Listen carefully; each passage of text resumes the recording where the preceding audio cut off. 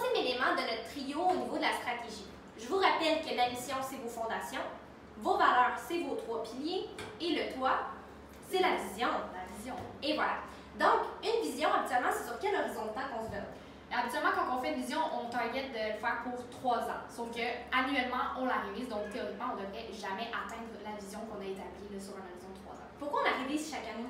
Dans le cadre d'une planification stratégique que les entreprises font à chaque année, c'est à ce moment-là en fait qu'on va réviser mission, valeur et la vision au même moment. Exactement. La mission, souvent, ça va être des petits détails. La vision, ça va être vraiment, on va souvent poser des questions pour savoir dans l'environnement dans lequel on est, dans l'environnement VICA, donc volatile, incertain, complexe, ambigu. Qu'est-ce qui a changé? Y a-t-il des gros changements, des petits changements? Mission, c'est du fine-tuning, les valeurs devraient sensiblement rester les mêmes, mais la vision, c'est là qu'on se permet d'avoir des gros changements. Il y a deux types de planification stratégique, puis c'est là que on voit vraiment une grosse différence entre l'utilisation et la vision. Bon, premier type.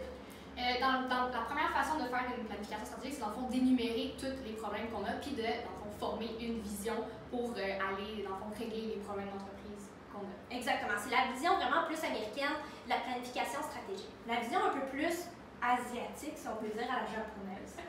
C'est quoi? Dans le fond, c'est de définir la mission en amont, puis en fait d'identifier ensuite les obstacles à l'atteinte de cette vision-là, puis de prendre action sur ces obstacles-là. Donc, exact. La mission, c'est vraiment votre savoir-être, donc d'entreprise, pourquoi vous existez. La vision, c'est comme on dit, moi je compare souvent ça à un train. Donc, si je peux donner de l'analogie, la mission et les valeurs, c'est comme à l'intérieur de votre train. Donc, les gens doivent vivre avec celle-là, c'est pourquoi vous existez, comment vous vivez. Mais la direction, c'est là que vous allez, votre vision va s'aligner. Le train. Exactement, exact. Donc, l'idée, c'est de savoir de où est-ce qu'on part. Donc, de quelle station de train je pars. Donc, c'est important de savoir votre condition actuelle et de savoir dans quelle direction vous voulez aller. C'est vraiment juste les obstacles entre ces deux états-là que vous allez venir atteindre. Donc, nous, chez Kobo, on privilégie beaucoup plus la deuxième. Ouais. Une vision ambitieuse, axée vraiment sur la pérennité de l'entreprise. Exact. Puis, pérennité versus performance, c'est vraiment très différent pour nous parce qu'on va en parler dans la prochaine capsule, mais la croissance, on ne la veut pas à tout prix.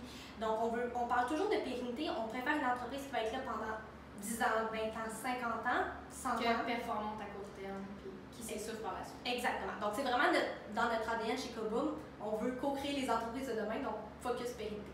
Donc, en grosso modo, focussez sur la vision, révisez-la chaque année, soyez ambitieux, mais réalistes.